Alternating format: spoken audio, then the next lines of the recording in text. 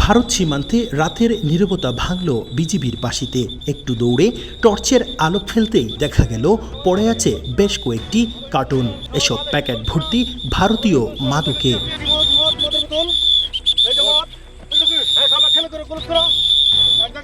সিলেটের বিয়ানীবাজারের গজুকাটা সীমান্তে ঘুটঘুটে আধার। এর মাঝেই চলছে বিজিবির টহল। রাতের নীরবতা ভেঙে হঠাৎই অভিযান। এই যে দেখো না তোমরা দেখছো, আরে বিড়ি, ইন্ডিয়ান বিড়ি, আরে মদের বোতল এই যে খুইলা পড়ে গেছে, এই যে দুইটা পড়ে গেছে, খুইলা তিনটা। অন্ধকারের আড়ালে চলছিল চোরাচালানের কারবার। একের পর এক পলিথিন ও বাক্স খুলতেই বেরিয়ে আসে নিষিদ্ধ ও অবৈধ পণ্য। আর উদ্ধার হওয়া এসব চোরাচালানের বাজার মূল্য লাখ লাখ টাকা। আমাদের অবস্থান অত্যন্ত পরিষ্কার। সীমান্ত দিয়ে কোনো মাদকদ্রব্য প্রবেশ করতে দেওয়া হবে না। কুশিয়ারা নদীর এপারে বাংলাদেশ, ওপারে ভারত। সন্ধ্যা নামলেই বদলে যায় সীমান্তের চিত্র। বাড়ে বিজিবির টহল ও নজরদারি। আর অভিযানে বিভিন্ন সময় উদ্ধার হয় ভারতীয় মদ, ইয়াবা, গাঁজা, চুলাই মদ সহ নানা ধরনের মাদক। আমরা মাদকদ্রব্যের মধ্যে যে জিনিসগুলো পাচ্ছি সেটা হচ্ছে আপনার ইয়াবা, তারপরে হচ্ছে আপনার মদ, বিদেশি মূলত বেসিক্যালি আমাদের পার্শ্ববর্তী দেশের মদ, ভারতীয়।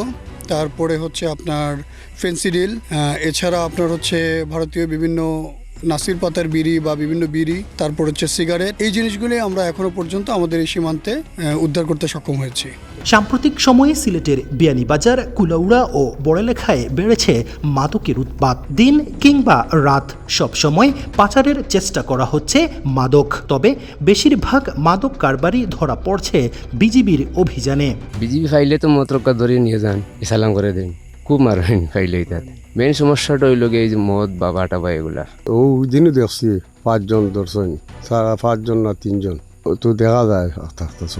52 বিজিবির তথ্য বলছে চলতি বছরের 1 জানুয়ারি থেকে 24 আগস্ট পর্যন্ত 52 বিজিবির অভিযানে সিলেটের বিয়ানীবাজার ও মৌলভীবাজারের 115 কিলোমিটার সীমান্ত এলাকা থেকে উদ্ধার হয়েছে 429 বোতল ভারতীয় মদ, 2091 পিস ইয়াবা, 4.226 কেজি গাঁজা এবং 46 লিটার চুলাই মদ। সব মিলিয়ে এসব মাদক ও অবৈধ পণ্যের সিজার মূল্য 38,82,380 টাকা। সীমান্ত সুরক্ষার পাশাপাশি মাদক পাচার প্রতিরোধকে সর্বোচ্চ গুরুত্ব দিয়ে কাজ করে যাচ্ছে। আমাদের গোয়েন্দা নজরদারি বৃদ্ধি, সীমান্তে কার্যকর টহল, তাৎক্ষণিক অভিযান, সকল কিছুর সমন্বিত যে প্রয়াস, এরই হচ্ছে ধারাবাহিকতা। সাফল্য হচ্ছে আমাদের মাদক সহ ধরতে পেরেছি তার ফল। মাদক কারবারের সাথে জড়িত ব্যক্তি সে যতটা প্রভাবশালী হোক না কেন, তাকে আইনের আওতায় অবশ্যই আনা হবে এবং এক্ষেত্রে কোনো ছাড় দেওয়া হবে না। অপরাধ বিশেষজ্ঞরা বলছেন সীমান্তে একের পর এক অভিযানে মাদক চোরাচালান দূর করা সম্ভব নয়। ফলে শুধু বাহিনীগুলোর অভিযান নয়, মাদকের উৎস ও সরবরাহ ব্যবস্থার বিরুদ্ধে কার্যকর ব্যবস্থা নেওয়া প্রয়োজন। সরকারের গোয়েন্দা সংস্থা যারা আছে তাদের এই বিষয়টি নিয়ে চিন্তা করা উচিত, দেখা উচিত যে কীভাবে এই বিষয়টা সলভ করা যায়।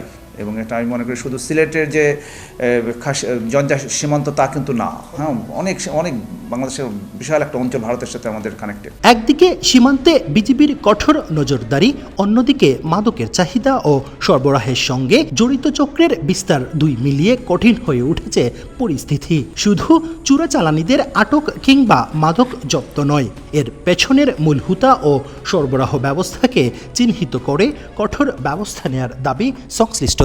100 গজের মধ্যে বাংলাদেশেরও বাড়ি, আবার 100 গজের মধ্যে ভারতীয়দের বাড়ি। এই জায়গাগুলি বলে দিচ্ছে সবসময় এসব জায়গা দিয়ে মানুষের বিচরণ ঘটেই থাকে। অপরাধ বিশেষজ্ঞরা বলছেন বাংলাদেশের যে সকল সীমান্তে এইরকম জায়গা রয়েছে সেগুলিতে কঠিন কাঁটাতারের বেড়া দিতে হবে।